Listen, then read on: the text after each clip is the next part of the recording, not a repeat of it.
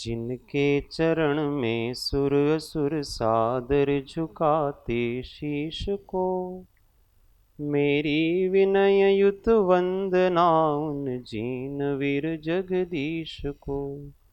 मेरी विनय युत वंदना उन जीन वीर जगदीश को। परात्पर गुरुवे नमः। परंपराचार्य गुरुवे नमः। परम गुरुवे नमः। साक्षात् प्रत्यक्ष सद्गुरुवे नमो नमः। अनंत अनंत भाव भेद थी भरेली भली, अनंत अनंत नाय निक्षेपे व्याख्यानी छे।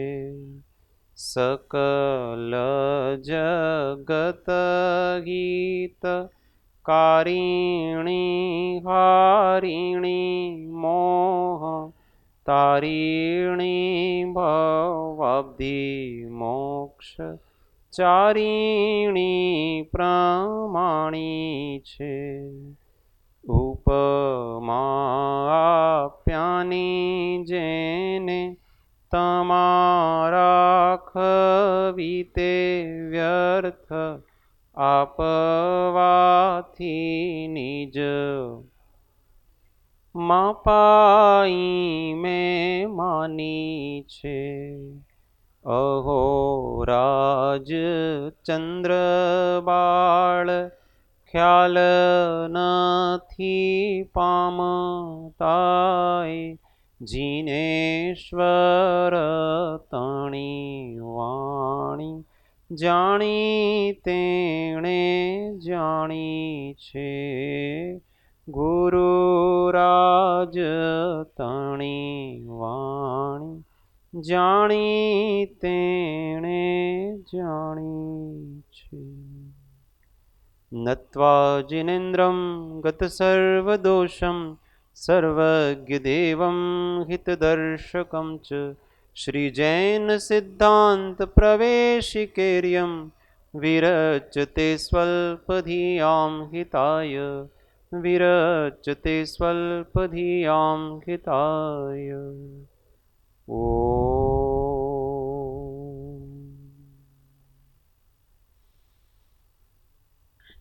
जय जिनेन्द्र जय।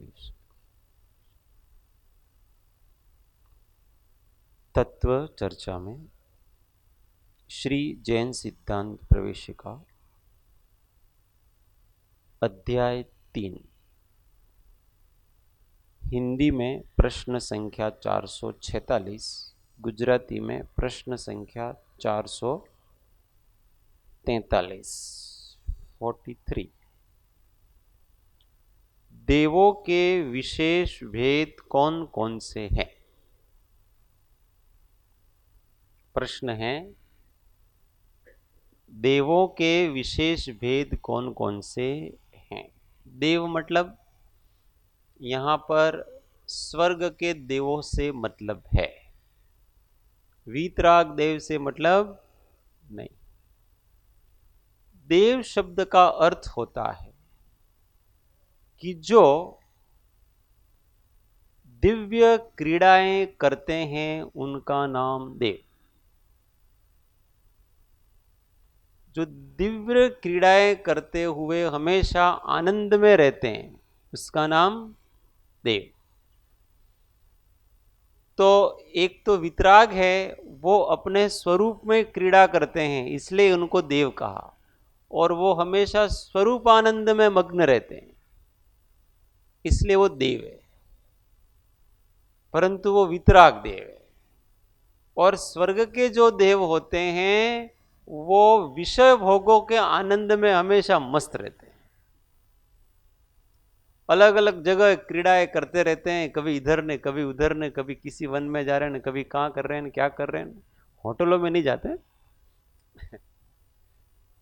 होटलों की व्यवस्था ही नहीं है, परंतु वो नेचुरल जगहों पर जाते हैं। अच्छे अपने यहाँ दार्जिलिंग निकाह का जाते हैं, घूमने के लिए जाते हैं ना, शिमला मनाली स्विट्जरलैंड ऐसे वो ऐसे जगह अलग अलग लैंड बने हुए हैं, इस मध्य लोक में भी है और अन्य भी बहुत सी जगह।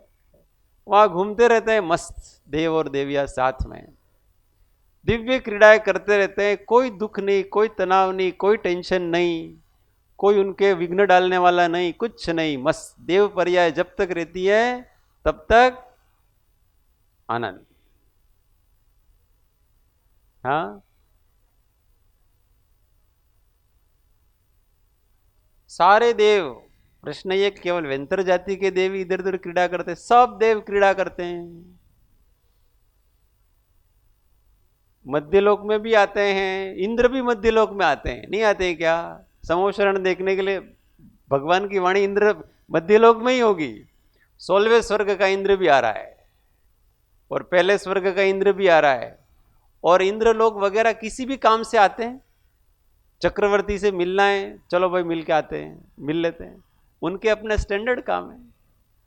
अब अपने यहां से मोदी जी हैं, अमेरिका जाएंगे तो क्यों जाएंगे? किसी साधारण व्यक्ति से मिलने थोड़ी जाएंगे, परंतु वहां अमेरिका के प्रधानमंत्री से मिलना है, राष्ट्रपति से मिलना है तो वो जाएंगे। ऐसे ही वो स्वर्ग के इंद्र वगैरह यहाँ के बड़े बड़े लोगों से मिलने आते हैं। कभी चक्रवर्ती को मिलने आते हैं, कभी नारायण को मिलने आते हैं, कभी प्रतिनारायण को मिलने आते हैं, ऐसे आते हैं। कभी तीर्थंकरों को दर्शन करने के लिए आते हैं, कभी मुनियों के दर्शन करने के लिए आते हैं, ऐसे आते हैं। वर्तमान काल में यहां वैमानिक देवों का आगमन नहीं है, बाकी तो वो देव भी यहां के लोगों से मित्रता रखते हैं, दोस्ती। चक्रवर्ती से मिलेंगे तो वो देव हाथ मिलाएंगे, हाउ आर यू, क्योंकि दोनों का एक ही पद है ना इसलिए अपने जैसे ही है वो। ऐसा नहीं मानना कि कोई विशेष लोग होंगे, बस उनके सुख सुविधाओं की सामग्री ज्यादा है, इतनी सी बात समझ लो। अभी यहाँ अपने पृथ्वी में जैसे है ना, जैसे स्विट्जरलैंड जाओ तो बहुत सुख सुविधा फैसिलिटी ज़्यादा है थोड़ी, और अपने पाकिस्तान वगैरह देशों में, भूटान वगैरह में जाओ तो कम है। ऐसे भारत का नाम जानबूझ के नहीं ले आओ, भारत में सुख सुविधाएं भी हैं और दुख सुविधाएं भी हैं। भारत हमेशा ऑलराउंडर है, सारे हैं, दुख सुविधा और सुख सुविधा। इंद्र सम्यक दृष्टि होते कि नहीं होते हैं? तो लगभग सारे इंद्र सम्यक दृष्टि होते हैं, परंतु जितने दक्षिणेंद्र होते हैं वो नियम से सम्यक दृष्टि होते हैं, बाकी का कोई नियम। ऐसे देवलोकों में एक उत्तर का स्वर्ग है, एक दक्षिण का स्वर्ग है। तो जितने दक्षिण स्वर्ग के इंद्र हैं वो सारे, जैसे सौधर्म ईशान, तो सौधर्म है वो दक्षिण का स्वर्ग है, ईशान है वो उत्तर का स्वर्ग है। तो जितने ऐसे 16 स्वर्ग देख लेना और अन्य भी देख लेना जो भी, तो जिसने दक्षिण के इंद्र है वो सभी नियम से सम्यक दृष्टि होते हैं, और उत्तर के इंद्र हैं उनका कोई नियम नहीं, ऐसा आगम कहता है। पर जनरली सम्यक दृष्टि इंद्र का जब पुण्य बांधता है जीव, तो वो सम्यक दृष्टि हो तब ही जनरली बांध सकता है, परंतु ऐसा कोई नियम तो है नहीं। क्यों नियम नहीं है? क्योंकि इंद्र से भी ऊपर अहमिंद्र हैं और वो मिथ्या दृष्टि होते हैं। इंद्र से भी ऊपर अहमिंद्र होते हैं जो ग्रहयुग में रहते हैं, उनसे भी अधिक साता वाले हैं, परंतु वो भी द्रव्यलिंग मुनिपना धारण करके मिथ्या दृष्टि रह करके ही अहमिंद्रों में उत्पन्न होते हैं। इसलिए इंद्र पद की पुण्य की प्राप्ति के लिए सम्यक दृष्टि पना ही हो ऐसा भी जरूरी ये कोई सिद्धांत नहीं है, पर जो दक्षिणेंद्र है वो नियम से सम्यक दृष्टि होते हैं, ऐसा आगम वचन है। ऐसा नहीं है अहमिंद्र सम्यक दृष्टि होते ही नहीं, ऐसा नियम नहीं बनाने का है। अहमिंद्र अधिकांश सम्यक दृष्टि ही होते हैं, परंतु जो 9 ग्रवयकों में जो अहमिंद्र होते हैं वो सम्यक दृष्टि भी होते हैं और मिथ्या दृष्टि भी होते हैं, परंतु वहां की उत्पत्ति का एक ही कारण है कि आपको मुनिपना धारण करना पड़ेगा। तो जो भावलिंगी मुनि है वो तो नियम से अहमिंद्र है, वो नियम से सब सम्यक दृष्टि है, और द्रव्यलिंगी मुनि भी ग्रहवयों में जाते हैं तो वो वहां पर मिथ्या दृष्टि पने से ही रहते हैं, वहां पर वो मिथ्या दृष्टि। और ग्रहवयों के आगे 9 अनुदिश और अनुत्तर विमानों में सभी सम्यक दृष्टि ही पैदा होते हैं, दूसरे पैदा होते हैं। और जो लोकांतिक है वहां भी नियम से सम्यक दृष्टि ही होते हैं, और दक्षिणेंद्र है वो भी नियम से सम्यक दृष्टि ही होते हैं। ऐसा नियम जानना। सम्यक दृष्टि का मतलब होता है आत्मज्ञानी। डॉक्टर भार्गव, सम्यक दृष्टि का मतलब होता है आत्मज्ञानी।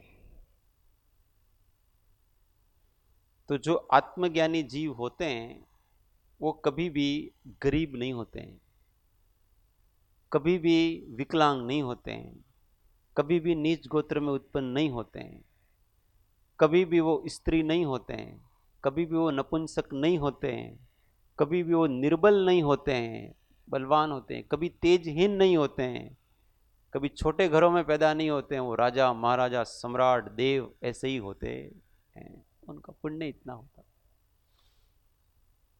हम यहाँ पर इस लोक में यहाँ आए हैं, इसका अर्थ ये कि हम सम्यक दृष्टि नहीं थे, यहाँ आकर के हो सकते हैं परंतु यहाँ जो एक बार सम्यक दर्शन प्राप्त कर लिया, फिर वो ठाट बाट से ही संसार में रहेगा, दुखी रहेगा, कर्मों का निर्जरा करेगा तो भी ठाट बाट से ही करेगा, रोते रोते गरीबी में नहीं, कंगाली में नहीं होते। तो देवों के चार भेद हैं, भवनवासी, व्यंतर, ज्योतिष और वैमानिक। देव, स्वर्ग के देव चार प्रकार के होते हैं, देव योनि में चार प्रकार के जीव पैदा होते हैं। भवनवासी जो भवनों में रहते हैं, अपने जैसे उनके भवन होते हैं।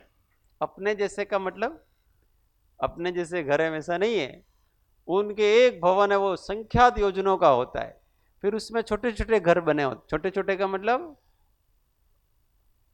ऐसा नहीं समझना कि वो छोटे का मतलब अपना जैसा घर होता है, ऐसा कि आपने एक अपार्टमेंट बना दिया राजकुटर, तो वो एक भवन है पूरा पूरा।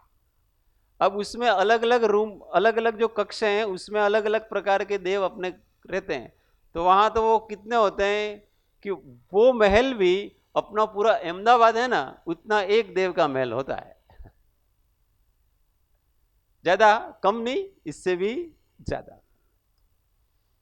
ऐसे उन भवनों में वो देव, और वो सब अकृत्रिम होते हैं, कोई भी कोई भी बनाया हुआ नहीं होता, सारे नेचुरल होते हैं।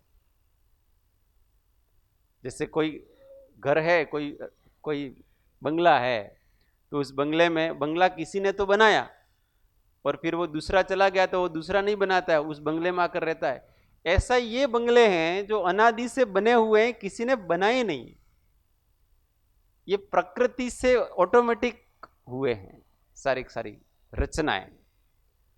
और वो कब से हुई है, तो हुई ही नहीं है, वो अनादि से हैं वो रचनाएं, और उसमें वो रहते हैं। जितने भवन होते हैं ना उनके, प्रत्येक भवन में एक अकृत्रिम जिनालय होता है, वो भी सबके नियम से बने होते हैं, सब भवनों में होते हैं, और सारे वहां दर्शन, जैसे अपना ये एक आश्रम है ना, तो वहां एक जिनालय बना हुआ है, तो ऐसे वहां भी एक जिनालय बना होता है, वहां दर्शन करने जाते। ऐसे भवनवासी देवों को समझना चाहिए ये। हाँ, वर्षों क्या, अनंत काल तक ऐसे रहते हो। अब वर्ष की क्या बात करते हैं, अनंत काल तक वैसा के वैसा रहते हो। होता क्या है कि उनमें जो सूक्ष्म जो क्षीणता है वो होती है, पर वैसे के वैसे पुद्गल वापस आकर के पुराने खिरते हैं और नए जुड़ते हैं, पर वैसे के वैसे। तो हमको पता नहीं चलता है कि इसके पुराने परमाणु जा रहे हैं, नए आ रहे हैं, और वो भवन वैसा के वैसा रहता है। रिनोवेशन उनके प्रतिक्षण होता है हर समय उनके रिनोवेशन होता रहता, इसलिए उसका फीका पड़ता ही नहीं है, प्रभाव कभी फीके नहीं होंगे। जाके देख लेना।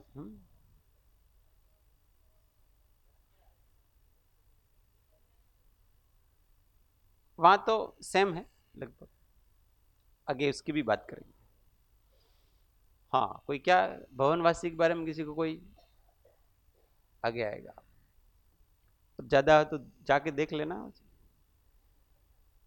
बहुत बार जाके आए, भूल गए, बस इतना ही है। और भवनवासी देव बनना है तो आपको मिथ्या दृष्टि ही रहना पड़ेगा, ये पक्का है। और ये कहां रहते हैं? पाताल लोक में रहते हैं। ये जो अपनी पृथ्वी है, वो नरक की 7 पृथ्वियों की पहली पृथ्वी है। इसका नाम क्या है? रत्न प्रभा, ये पृथ्वी। तो नरक की 7 पृथ्वियों में पहली पृथ्वी पे अपन रहते हैं और सबसे ऊपर अपन रहते हैं। अब आप इसके नीचे जाएंगे तो वो पाताल कहलाता है। इस ये जो रत्न प्रभा पृथ्वी है, इसके 3 पार्ट हैं, खर भाग, पंख भाग और अबहुल भाग। तो ये जो खर भाग होते हैं, उस खर भाग में ये भवनवासी देव और वेंतर देव रहते हैं, और उसके सबसे ऊपर हम रहते हैं, मनुष्य और तिर्यंच। इसके नीचे व्यंतर देवों के ऐसे भवन बने हुए हैं और भवनवासियों के ऐसे भवन बने हुए। 7 प्रकार के व्यंतर और 9 प्रकार के भवनवासी जो होते उनके भवन बने हैं। और जो सेकंड वाला पार्ट है पंख प्रभा, उसमें एक असुर कुमार जाति के भवनवासी देव और राक्षस जाति के व्यंतर देव, उनके भवन बने हुए, वो उसके नीचे। और उसके नीचे जो अबहुल भाग है, वहां नारकी जीव रहते हैं, जो कि अपने यहां से योजनों दूर रहते हैं। वो बहुत गर्म प्रदेश है।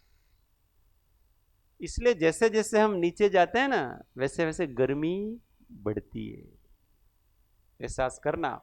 और आप जैसे जैसे ऊपर जाएंगे ना, वैसे वैसे आपकी गर्मी कम होती जाती।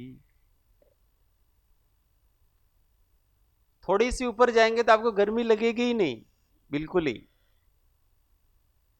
ये जो सूर्य की किरणें है ना, वास्तव में वो भी जैसे जैसे ऊपर जाते जाते हैं ना, वो ठंडी होती जाती। कोई साइंटिस्ट हो तो खोज करे इसकी। इसलिए हम जैसे जैसे ऊपर चढ़ते जाते हैं, वैसे वैसे हमको ठंडक का एहसास होता है। वास्तव में ये सूर्य की किरणें गर्म कब होती है पता है?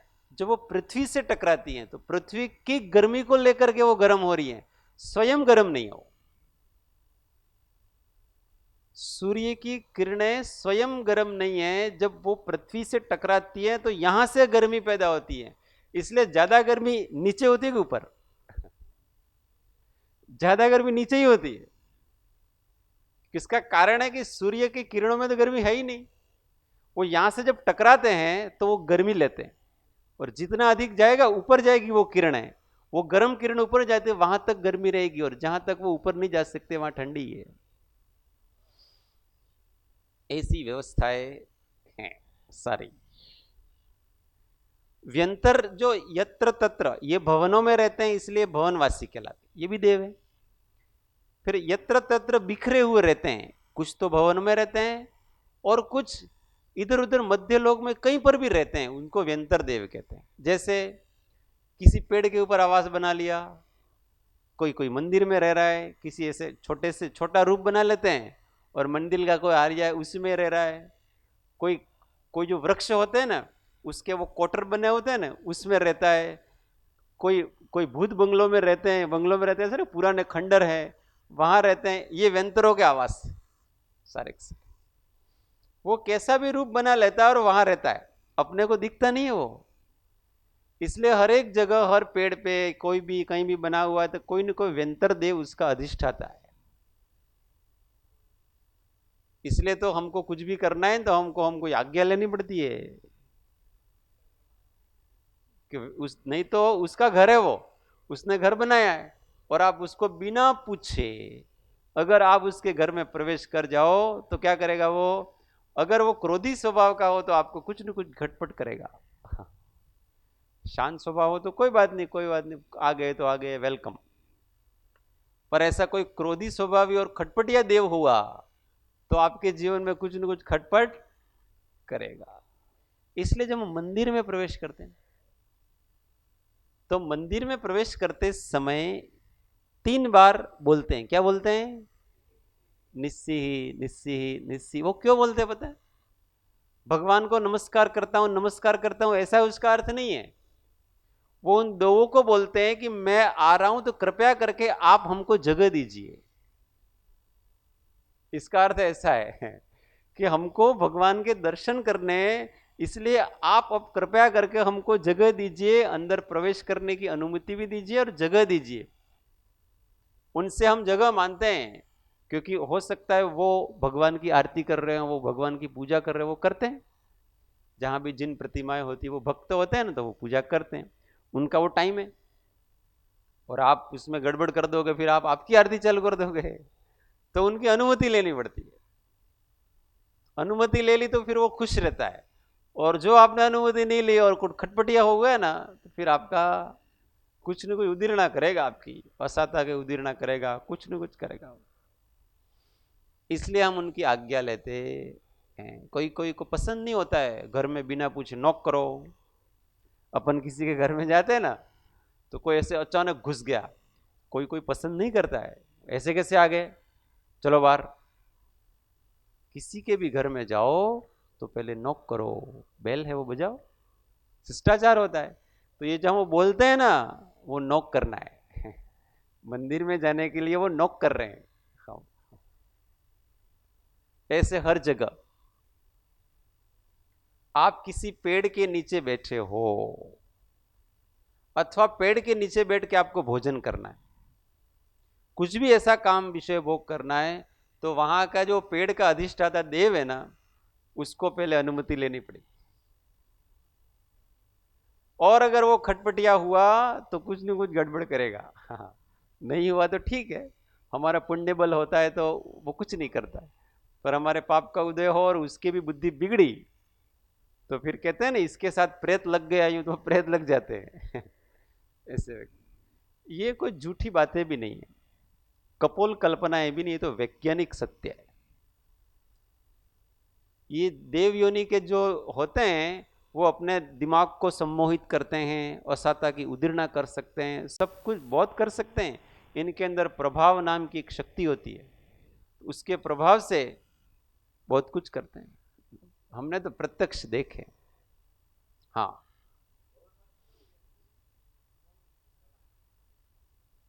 भवनवासी और वेंतर में कौन बड़ा है, तो भोगोपभोग और उसकी दृष्टि से थोड़ी स्टैंडर्ड भवनवासियों के ज्यादा है, वेंतरों के कम है स्टैंडर्ड।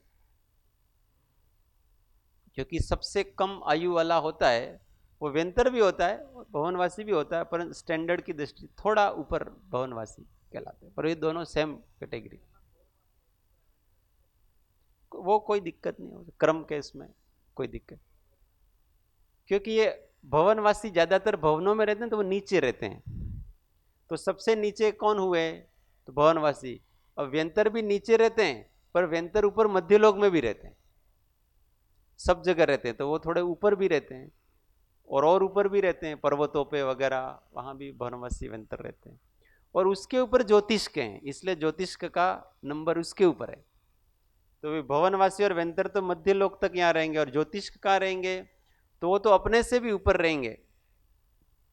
यहां पृथ्वी तल से 790 योजन ऊपर जाओ, तो वहां से ज्योतिष्क लोक चालू होगा। उसमें सबसे पहले ताराओं के विमान होंगे, फिर सूर्य के विमान होंगे, फिर चंद्र के विमान होंगे, फिर ग्रह के विमान होंगे, और फिर नक्षत्रों के विमान। ये जो अपने को दिख रहे हैं तारे, वो सबसे नजदीक है अपने, वो उसके ऊपर सूर्य का विमान होगा जो प्रति इंद्र है, उसके ऊपर चंद्र का विमान होगा, और उसके ऊपर ग्रहों के विमान है, और उसके ऊपर नक्षत्रों के विमान हैं। वो देख लेना अपन विशेष रूप से बाद में जब पढ़ेंगे इसका तीन लोक का स्वरूप, तो उसको जानेंगे।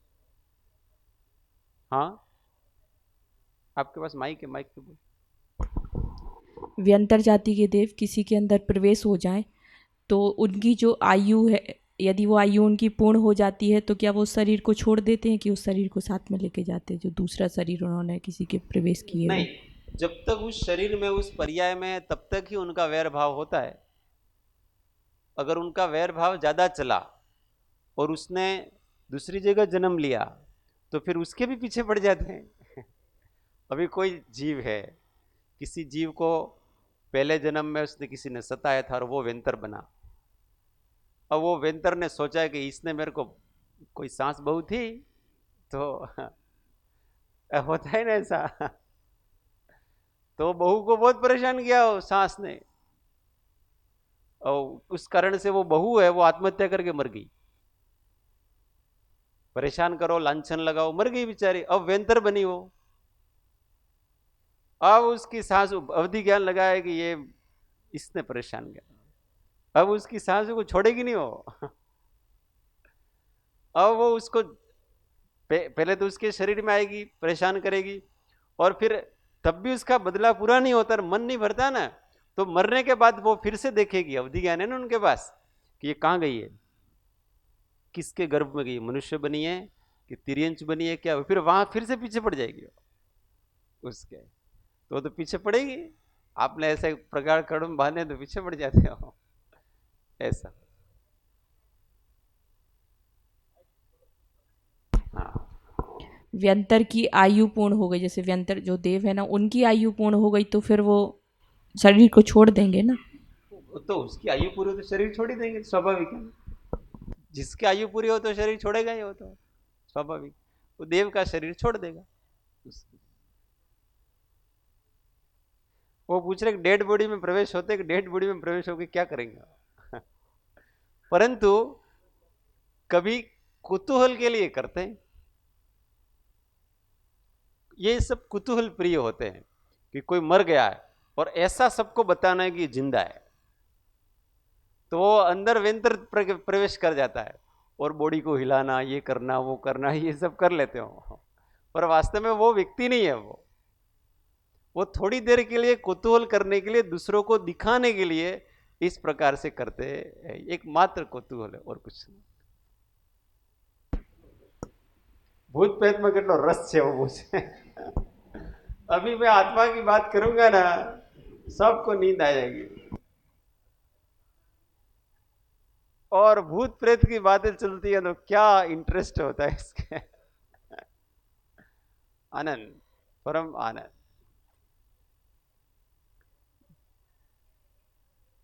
हाँ, यस, બધા ઘરોમાં રહે છે। તમને તો એક ઘરમાં રાખે છે, બધા ઘરોમાં રહે છે। કોઈ કોઈ ઘરમાં એ કંઈક ઉત્પાદ કરતો હોય, બાકી બધા ઘરમાં હોય। कोई घરમાં नहीं हो એવું નથી। हर जगह सर्वत्र व्याप्त ही वेंतर तो सब जगह। कोई जगह ऐसी खाली नहीं है कि इस मध्य लोक में कि जहां वेंतरों का निवास। पर अपने को डरने की जरूरत नहीं है, हर चीज का अपने सम्मान करना। अपने शास्त्रों में कहा है कि आपको पेड़ की पत्ती तोड़नी है तो आपको उसकी आज्ञा लेके तोड़नी। क्यों? इस कारण से कि उस पेड़ का कोई अधिकारी अधिष्ठाता है, और बिना वो पेड़ को कष्ट हो रहा है वो तो एक दूसरी बात होगी। हम नमस्कार करेंगे पेड़ को कि हे पेड़, मैं आपकी पत्ती तोड़ना चाहता, तो पेड़ को सुनता थोड़े, उसके एक इंद्रिय। हम पेड़ को नमस्कार नहीं कर रहे हैं, हम उस पेड़ के अधिष्ठाता देव को नमस्कार कर रहे हैं, क्योंकि वो सुनता है, उसके पास मन है। नाराजगी उसको होगी, उस पेड़ को तो कोई नाराजगी नहीं हो रही है। एक इंद्रिय क्या नाराज होंगे अपने से? पीपल को पूजते हैं, क्यों पूजते हैं? कि एक इंद्रिय को थोड़ी पूजते हैं। पीपल के पेड़ पर वेंतर वगैरह देव रहते हैं, इसलिए लोग उनको पूजते हैं, इसलिए तो अनायतन में है सारी चीज। एक इंद्रिय को पूजने का क्या अर्थ है? वो आपकी पूजा का उसको कोई फल नहीं है, वो कोई राजी थोड़ी हो रहा है, उसको पता ही नहीं कि मुझे कोई पूजा कर रहा है। वो तो बेचारा अपने दुख में दुखी है। कोई व्यक्ति सोया हुआ है, गाढ़ निद्रा में सोया है, और आपने उनके उसके पास जाकर के अष्टद्रव्य से पूजा की, स्तुतियां बोली, उसको क्या फल है? वो तो बेचारा सोया हुआ है।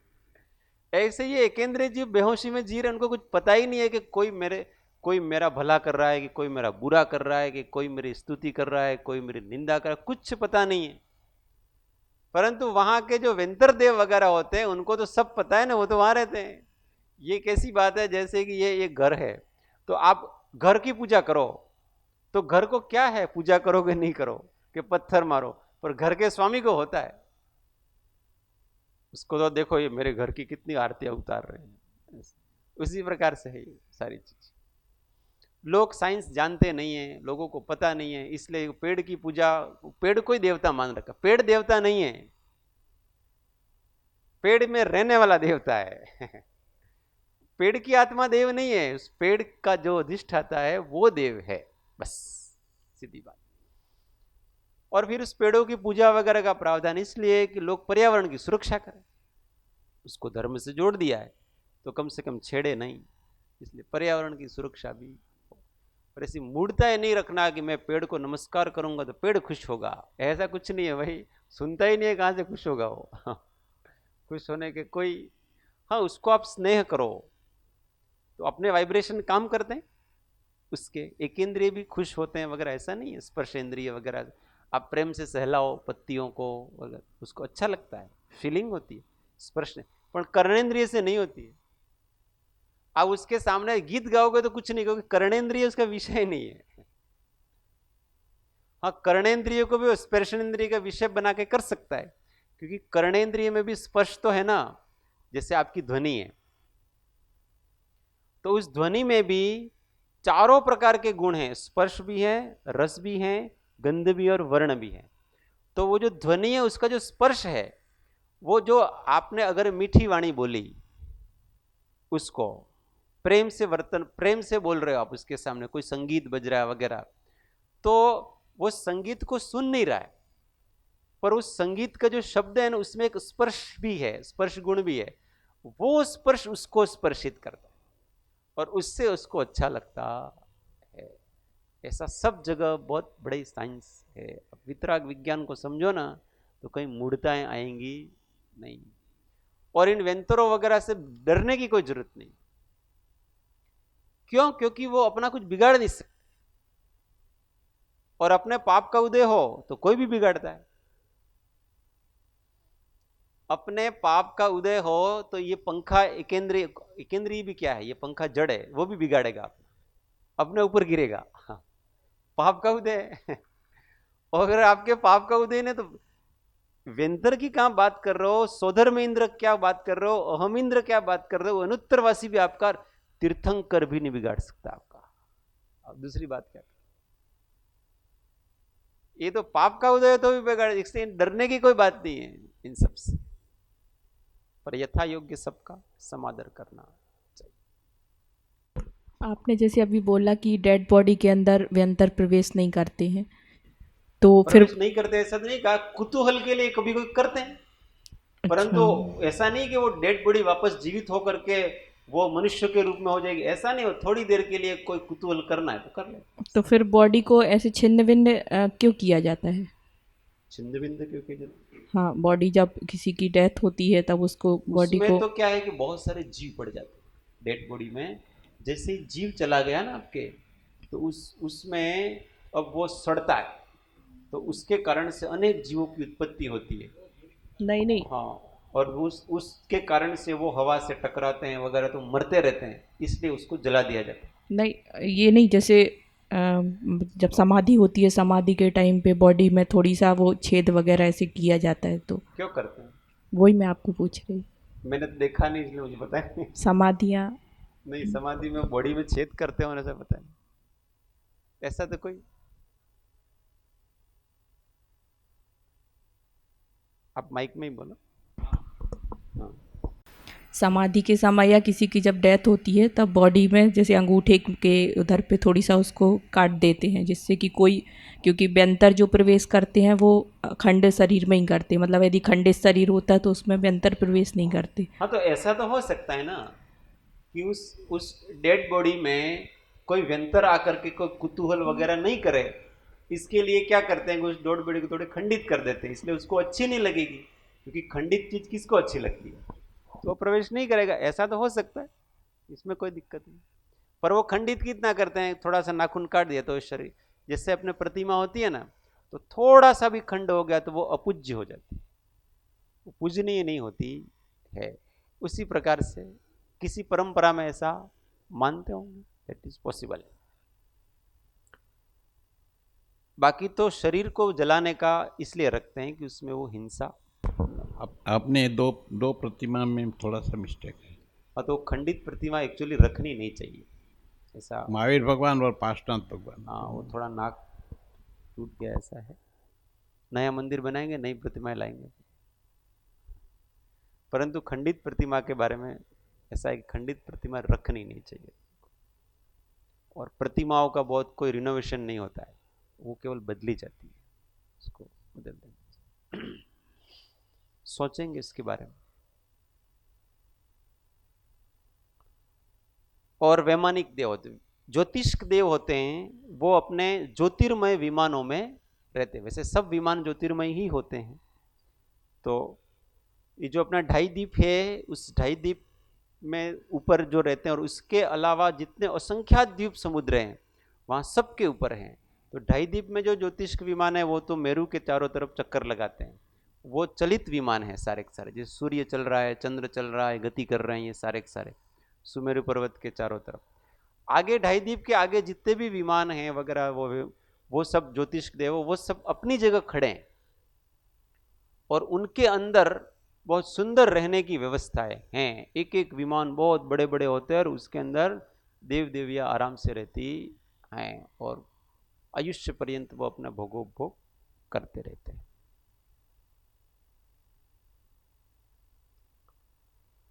और वैमानिक देव हैं, वो सुमेरु जो पर्वत है 1,00,000 योजन का, उस सुमेरु पर्वत की जो चोटी 40 योजन, उसके ऊपर एक बाल के जितना अंतर रख करके विमान चालू होते हैं।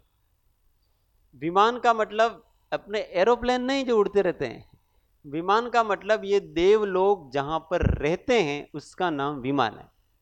जैसे हम भारत में रहते हैं तो ये भारत एक विमान हुआ। इसका अर्थ है विशेष रिद्धि सिद्धि सुख सुविधा से युक्त स्थान का नाम विमान है।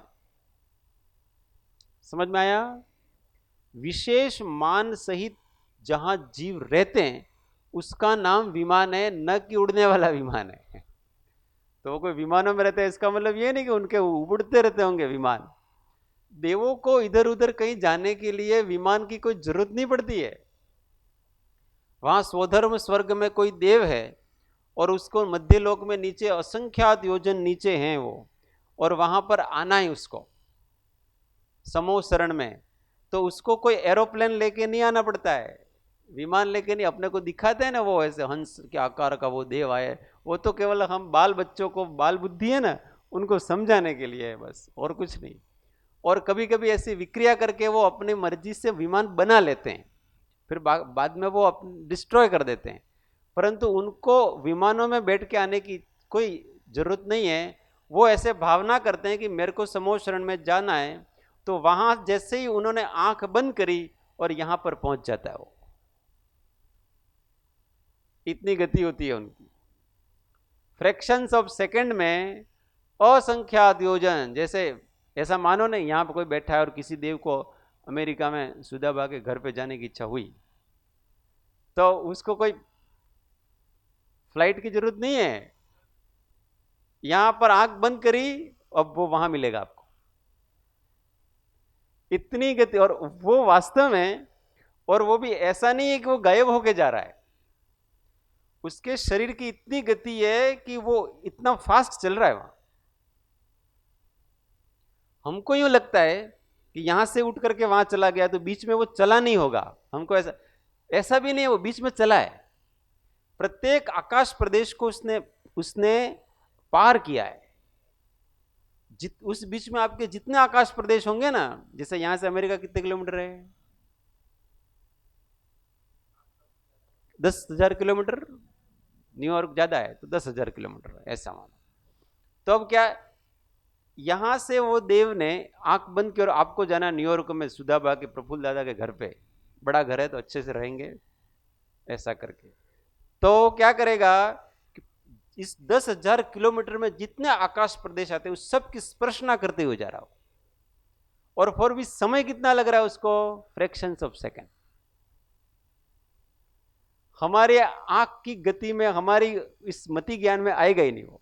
ऐसा, ऐसी गति होती है उनकी, ये गति है। ऐसा नहीं कि वो एकदम, आप छलांग भी मारते हो ना, जैसे हम दौड़ लगाते, ठीक, तो हमने यहां से यहां छलांग मारी, तो उस बीच में जितने भी प्रदेश आए वहां स्पर्शना की कि नहीं? अगर आप सामान्य रूप से चल के जाते तो आपको ज्यादा समय लगता, और आपने उसको छलांग मार दी तो कम समय लगा, परंतु वो छलांग में भी आपने उतने सारे प्रदेशों को स्पर्श किया कि नहीं किया? जैसे कोई 36वें माले पे है और वो अगर लिफ्ट से आएगा तो धीमे धीमे आएगा, अथवा सीढ़ी से आएगा धीमे धीमे, और उसने वहां से नीचे छलांग मार दी तो वो 5 सेकंड में आ जाएगा, 10 सेकंड में आ जाएगा, और उसमें तो 5 मिनट लगते हैं उसको। परंतु सारे प्रदेश पार किए कि नहीं किए उसने? वो जो लिफ्ट में आ रहा है उसने जितने प्रदेशों की स्पर्शना की उतने ही प्रदेशों की स्पर्शना इसने की, पर इसने जल्दी कर ली। बस इतना ही फर्क है, उसकी गति फास्ट होती है, उसका शरीर भी इस प्रकार का होता है कि वो इतना फास्ट वो जा सकता है। इसी कारण से एक जो पुद्गल परमाणु होता है ना, वो जो सबसे नीचे जो तमतमा प्रभा पृथ्वी का वो जो भाग है और उसके सबसे नीचे का प्रदेश है, वात वलय में स्थित है, तनु वात वलय में, वो एक परमाणु एक समय में 14 राजलोक घूम करके वापस वहां जाता है, और उसने सभी आकाश प्रदेशों को स्पर्शित किया है। ऐसा नहीं कि स्पर्शित नहीं किया है, सबकी स्पर्शना करके एक समय में आ जाता है, सेकंड की बात नहीं है, ये गति कहलाती है। हाँ, ये अपने वीडियो कॉल वगैरह तो देखते ही हैं, तुरंत यहां से यहां फोटो तुरंत आ गया, बात तुरंत पहुंच गई। हम आवाज लगाएंगे यहां से यहां तो वहां तक पहुंचने में, अब आप फोन से बात करो अमेरिका से हैं तो कितनी देर में बात पहुंच गई, बहुत जल्दी बात पहुंच गई। अब ये पुद्गलों की गति इस प्रकार से होती, तो उनके भी वैक्रिक शरीर है, उनके भी इस प्रकार की गतिशील शरीर है, तो इस प्रकार की गति वो कर सकते हैं। हाँ, जीव की भी इतनी ही गति है सबकी। तो वैमानिक देव होते हैं जो इस प्रकार के विशेष प्रकार की सुख सुविधाओं वाले स्थानों पर रहते हैं, जहां नेचुरल रूप से सुख सुविधाओं के स्थान बने। तो वो जो सुमेरु के आगे जितने भी 16 विमान हैं, उसके आगे 9 ग्रवेक हैं, उसके आगे 9 अनुदिश हैं, और उसके आगे 5 अनुत्तर हैं, वो नेचुरल व्यवस्थाएं बनी हुई है, वो स्थायी रूप से ऐसी रहती है, उनका कभी नाश होता नहीं है। बस वहाँ लोग बदलते रहते हैं, एक देव का आयुष्य पूरा हुआ, वो किसी और गति में जाएगा, फिर उसकी जगह दूसरा देव आएगा, पर घर वो का वो है। तो वहाँ भी वो जो विमान है वो तो क्षेत्र है, और वहां पर फिर अलग अलग उनके बंगले बने हुए, बड़े बड़े बंगले बने हुए, जैसे अपने मुंबई में वो कौन कौन से वाल्केश्वर ने जो बंगले बनाए ना, ऐसे वो बंगलों में रहते हैं। और वो बंगले भी अकृत्रिम है, किसी ने बनाए नहीं है, हम कल्पना नहीं कर सकते ऐसे बंगले। और वहां मिट्टी वगैरह मिट्टी नहीं होती है, वहां सभी रत्नों से निर्मित होते, इसलिए वहां पर पोछा लगाने वाली बाई नहीं चाहिए वहां साफ सफाई करने वाला कुछ नहीं चाहिए, वहां धूल होती ही नहीं है। वहां ऐसे अपनी तरह वनस्पतियां नहीं होती, सूक्ष्म वनस्पति होती है पर अपनी तरह इस प्रकार से नहीं होती है। वहां जो होता है वहां वृक्ष भी हैं, तो वो सारे वृक्ष भी रत्न निर्मित हैं, रत्नों से बने होते हैं, और रत्न का प्रकाश कभी कम नहीं पड़ता है, और रत्नों को कभी साफ भी नहीं करना पड़ता है, वो हमेशा चमकीले रहते हैं। इस प्रकार से देव लोगों की आगे अपन और भी इसके बारे में विशेष पढ़ेंगे। किसी को कोई प्रश्न हो तो पूछे। हाँ, एकाद रत्न क्या, जब तीर्थंकर भगवान का वो गर्भावतरण वगैरह होता है तो करोड़ों करोड़ों रत्न बरसाते हैं देव वहां से, और उसमें उस नगरी में जितने रहने वाले हैं ना सब थक जाते हैं, ले ले करके घर भर जाते हैं, पर वो रत्न कम पड़ते नहीं है, सब खुशहाल रहो। अभी अपन पापी लोग हैं तो कौन बरसाएगा रत्नों की वर्षा होने के लिए हमको पुण्य चाहिए, ऐसा वैभव है उनके पास। अपने पास क्या है? कुछ नहीं। ये जो इंद्र होता है ना, उसका जो चप्पल पहनता है, चप्पल अपने जैसे चमड़े जैसे चप्पल नहीं होते हैं, मोजड़ी, बहुत ठंड बन ठंड के रहते हैं, उसमें जो हीरा जड़ा होता है ना, हीरा, उसकी कीमत इतनी होती है कि अपना पूरा देश बिक जाए तो भी वो हीरा नहीं मिले, इतना कीमती तो वो हीरा है। ऐसे इस प्रकार से वो रत्न वगैरह होते हैं, नेचुरली सारी व्यवस्था है। हमको लगता है कि हम जहाँ हैं बस इतनी ही दुनिया है, ऐसी इतनी ही दुनिया नहीं है, दुनिया का बहुत विस्तार है, परंतु सब पुद्गल है। ये सब क्या है, इसमें कहीं पर भी कहीं सुख नहीं है, सुख केवल कहाँ पर है, अपने आत्मा में सुख है। तो अपने आत्मा की दृष्टि की जाए, इस लोक की नहीं। चैतन्य लोक वही सर्वोत्कृष्ट है, भौतिक लोक है उसमें कहीं सुख नहीं।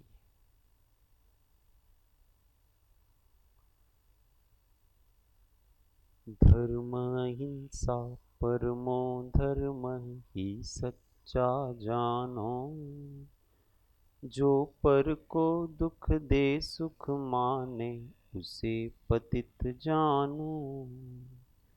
राग द्वेष मद मोह घटा, तम रुचि प्रगटावे, धर्म पोत पर चढ़ प्राणी, भव सिंधु पार जावे। वीतराग सर्वज्ञ दोष बिन, श्री जिन की वाणी, सप्त तत्व का वर्णन जामे, सबको सुखदानी। इनका चितवन बार बार कर, श्रद्धा और धरना, मंगत इसी जतन ते एक दिन, भव सागर तरना। मंगत इसी जतन ते एक दिन, भव सागर तरना। सद्गुरु परम कृपालु त्रिलोकनाथ की जय, सब संतन की आनंद घन। ओम। 1 मिनट मौन आत्म अनुसंधान। ओम शांति शांति शांति। जय जिनेन्द्र।